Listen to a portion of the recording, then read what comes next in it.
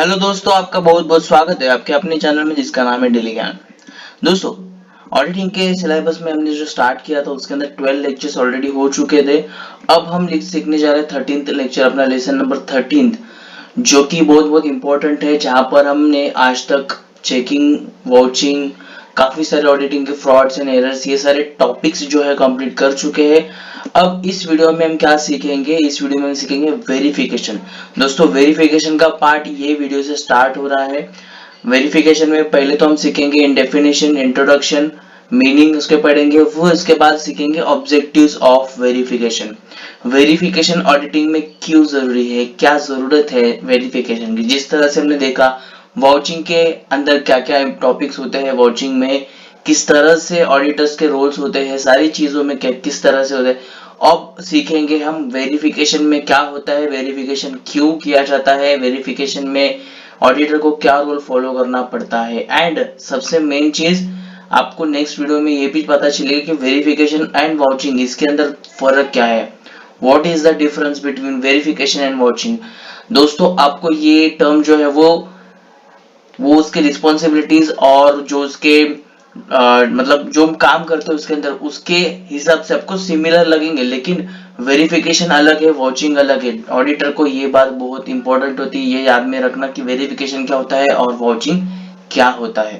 Objective में जो भी पॉइंट्स है उसके अंदर आपको एग्जांपल्स के जहां जहां पे जरूरत है वहां पर आपको एग्जांपल्स भी बताए जाएंगे, सो आपको समझने में आसानी होगी। ऑफ कोर्स आप ये लाइक भी करोगे और उसको शेयर भी करोगे आपके दोस्तों तक, क्योंकि ये इंपॉर्टेंट जो नॉलेज है वो आपके अलावा भी दूसरों को मिले। सो स्टार्ट करते विदाउट वेस्टिंग टाइम, एंड तक जरूर देखिए, तब जाके आपको प्रॉपरली समझ में आएगा। वेरिफिकेशन में मीनिंग, डेफिनेशन आज यहाँ पर पढ़ रहे, जहां पर आप देख रहे कि meaning, verification means act of assuring the correctness of value of assets and liabilities in the organizations। अब देखो एसेट्स एंड लायबिलिटी, यहाँ पर एक क्लियर चीज हो गई है कि एसेट्स एंड लायबिलिटी जो है उसको क्या करना है, करेक्टनेस जो है उसकी वैल्यू है, करेक्ट है, किस तरह से वहां पर जो मेंटेन किया हुआ है वो सारी चीजें जो है वो अश्योर करना है कि ये सारी चीजें, ये वैल्यूज क्या है, करेक्ट है। इसको क्या करना है, हमें अश्योर करना है। अश्योर करने के लिए वेरिफिकेशन करना जरूरी है। अब यहाँ पर देखो दोस्तों, एसेट्स एंड लायबिलिटी, ये जो दो चीजें आई है वो किसके अंदर आती है, वो बैलेंस शीट में आती है। सो बैलेंस शीट में जो जो चीजें होती है उनका क्या होता है, वेरिफिकेशन होता है। सो वेरिफिकेशन कहां पर हमने करना है, बैलेंस शीट में। It refers to an examination it of proof of title, their existence and or confirmation of assets and liabilities on the date of balance sheet। जो बैलेंस शीट है उसकी डेट पे एसेट्स एंड लायबिलिटीज का क्या करना है, confirmation करना है, एग्जामिनेशन करना है, प्रूफ जमा करना है कि ये सारी चीजें जो है वैलिड है, प्रॉपर है। ओके, सो यहाँ पर डेफिनेशन भी आपके लिए यहाँ पर रखा है। डेफिनेशन में अब दो डेफिनेशन है। जो पहला है Spicer and Pegler define verification. ये जो प्रोफेसर इन्होंने डेफिनेशन को किस तरह से डिफाइन किया है, verification as an inquiry into the value, ownership and title, existing and position and presence of any charge on the asset. ये जो सारी चीजें हैं, मतलब जो भी एक इंक्वायरी करनी है कि जो भी एसेट्स एंड लायबिलिटीज है उसके एग्जिस्टेंस, पोजीशन, ओनरशिप किसी एक ही बंदे में है, बंदे के पास है, जो कि यहाँ पर बुक्स ऑफ एंट्रीज में वहां पर मेंशन किया है, उसी के पास इसकी ओनरशिप, टाइटल है, एग्जिस्टिंग, पोजीशन, सारी चीजें हैं। ठीक है। सो दूसरी चीज वेरिफिकेशन में क्या आती है, अगर कोई एग्जांपल के तौर पर अगर हम लेने कि वेरिफिकेशन में हमने लोन लिया है, तो लोन डिपार्टमेंट के जो भी ऑफिसर्स है वेरिफिकेशन करने के लिए आते हैं कि ये बंदा लोन ले रहा है, सो वो पर्टिकुलर कंपनी में जॉब कर रहा है, ऐसा उसने बताया है। सो वो वेरीफाई करना है कि एक्चुअल में वो चीज वो कर रहा है कि नहीं। अब वो किसी घर के ऊपर लोन ले रहा है, ओके, सो कोई फ्लैट है वो असल में है कि नहीं, मतलब वहां पर जाके वो देखना पड़ता है कि वो जो चीज है, वो प्रॉपर्टी वो असल में एग्जिस्ट है कि नहीं, ओनरशिप इसके नाम पे है कि नहीं, पोजीशन इसके नाम पे है कि नहीं, ये सारी चीजें क्या करना है, वेरीफाई करना है, तब जाके बैंक लोन देती है। उसी तरह से ही ऑडिटर जो है वो क्या करता है, वेरिफिकेशन करता है। वेरिफिकेशन करने के बाद ये पता चलता है कि ये पर्टिकुलर एसेट्स एंड लायबिलिटीज जिसने बताया उसी के नाम पर है। अब यहाँ पर second definition, the institute of chartered accountant of India ICAI, इसका जो डेफिनेशन यहाँ पर हम पढ़ रहे हैं कि इट एम्स एट एस्टेब्लिशिंग, क्या एस्टेब्लिश करना है, existing ownership position freedom from encumbrance proper recording proper valuation. ये सारी चीजें मतलब एग्जिस्टिंग मतलब है कि नहीं, मौजूदा हालत में है कि नहीं, ओनरशिप है कि नहीं, ओके, पोजीशन है कि नहीं इसका, फिर उसके बाद उसके प्रॉपर रिकॉर्ड किया है कि नहीं और प्रॉपर वैल्यूएशन है कि नहीं, ये सारी चीजें क्या करना है, इन सारी चीजों को एस्टैब्लिश करना है, मतलब जांच पड़ताल करनी है। सो दोस्तों ये बहुत अच्छी तरह से आपको समझ में आया होगा डेफिनेशन एंड मीनिंग वेरिफिकेशन का।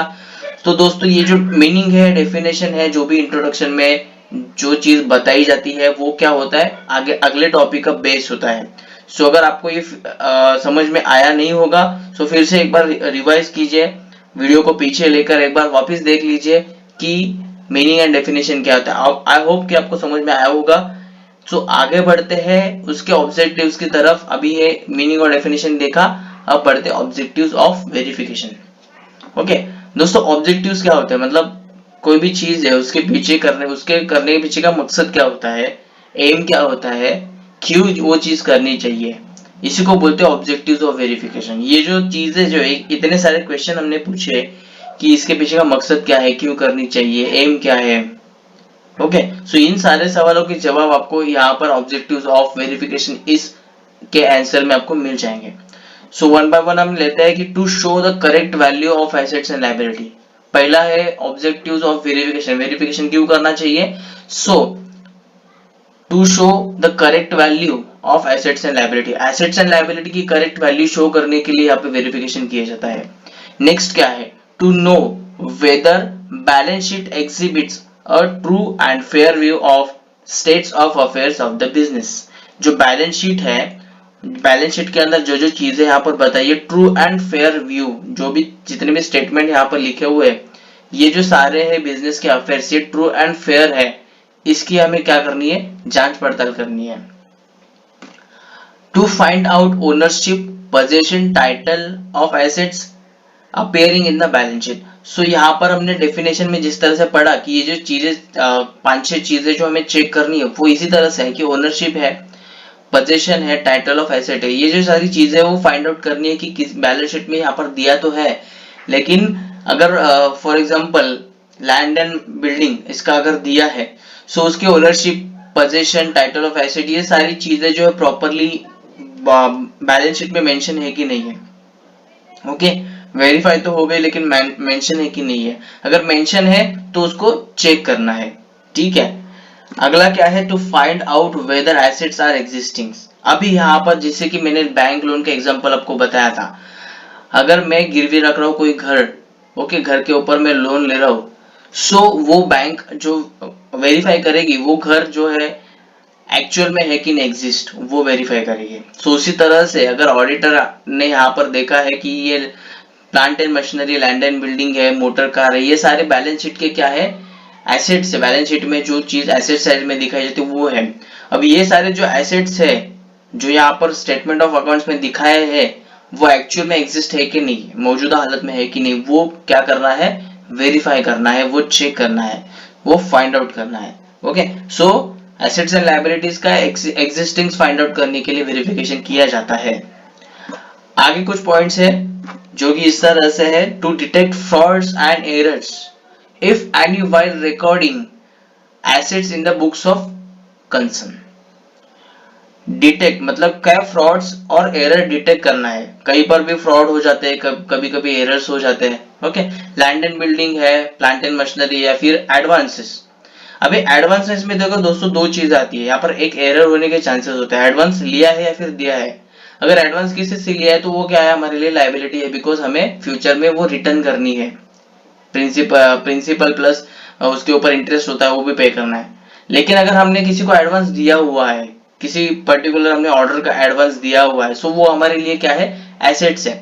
सो अगर एसेट का जो एडवांस गिवन है ना, सॉरी एडवांस गिवन है किसी को, वो एसेट साइड में आएगा, लेकिन सिर्फ एडवांस की एंट्री कहां पर लिखी है, सिर्फ एज एडवांस वहां पर एंट्री लिखी है, गिवन या फिर टेकन ऐसा नहीं लिखा है, वो लायबिलिटी में लिखी है, लेकिन एक्चुअल क्या है, वो एसेट था जो एडवांस गिवन, मतलब किसी को एडवांस दिया हुआ था, ठीक है। एरर की वजह से क्या हो गया, वो यहाँ पर लायबिलिटी में दिखी, तो यहाँ पर ये गड़बड़ हो चुकी है, सो यहाँ पर एरर है। सो वेरीफाई करने के बाद क्या पता चला, ये एरर है, डिटेक्ट हो गया है। अभी यहाँ पर फ्रॉड्स भी हो सकते हैं काफी सारे। अगर कोई एसेट है कंपनी का, तो वो अगर एक्स्ट्रा दिखाया है या फिर नहीं है, फिर नहीं देगा। अभी फॉर एग्जांपल इंश्योरेंस, इंश्योरेंस के लिए क्या होता है, स्टॉक्स, जैसे कि स्टॉक्स है अपने, क्या है, एसेट्स है, बैलेंस शीट में आता है स्टॉक्स। सो पर्टिकुलर कंपनी में आग लग गई है, 2 लाख का स्टॉक था पहले से, लेकिन इंश्योरेंस कंपनी से ज्यादा पैसे निकलवाने के लिए मैंने क्या बताया, 5 लाख का स्टॉक बताया कि मेरे पास प्रीवियसली 5 लाख का स्टॉक था, जबकि मेरे पास कितना स्टॉक था, 2 लाख का। सो यहाँ पर ये फ्रॉड होने के चांसेस काफी ज्यादा हो सकते हैं। सो ऑडिटर को क्या करना है, चेक करना है on the end of the financial year, मतलब लास्ट ईयर में कितना स्टॉक था, अभी कितना है, कितना परचेज किया, ये सारी चीजें क्या करनी है, वेरीफाई करनी है, ताकि जो एरर्स या फिर फ्रॉड्स, ये जो 2 चीजें है वो बिजनेस में ना आए। आगे चलते हैं, to find out whether there is an adequate internal control regarding acquisition, utilisation and disposal of asset. यहाँ पर लिखा है to find out whether there is adequate internal control, मतलब इंटरनल कंट्रोल भी अभी यहाँ पर वेरीफाई करना है रिगार्डिंग एसेट्स। अभी ये सारी चीजें जो है, acquisition, utilisation and disposal of asset, ये सारे एसेट के रिलेटेड है। अभी इंटरनल कंट्रोल भी एक टॉपिक हमने किया था प्रीवियस। इंटरनल कंट्रोल में हमने देखा था कि किस तरह से ये इंटरनल कंट्रोल की जिम्मेदारी जो होती है, रिस्पॉन्सिबिलिटी होती है, किसकी होती है, इंटरनल स्टाफ की होती है। सो यहाँ पर वेरिफिकेशन करते टाइम यहाँ पर फाइंड आउट, ऑडिटर को ये भी करना है कि internal control over acquisition, utilisation and disposal पे कितना है, ठीक है। इंटरनल स्टाफ का जो इंटरनल कंट्रोल है वो एसेट्स एंड लायबिलिटी या फिर बैलेंस शीट में कितना है। अभी यहाँ पर हम पूरा एसेट्स लायबिलिटी ही कर रहे हैं, बिकॉज ये वेरिफिकेशन किसके रिलेटेड है, एसेट्स एंड लायबिलिटी के रिलेटेड ही है।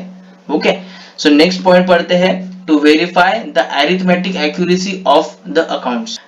Arithmetic accuracy of the accounts, जो भी एक्यूरेसी है, जैसे कि मैथमेटिकल, अरिथमेटिकल हम सुनते हैं।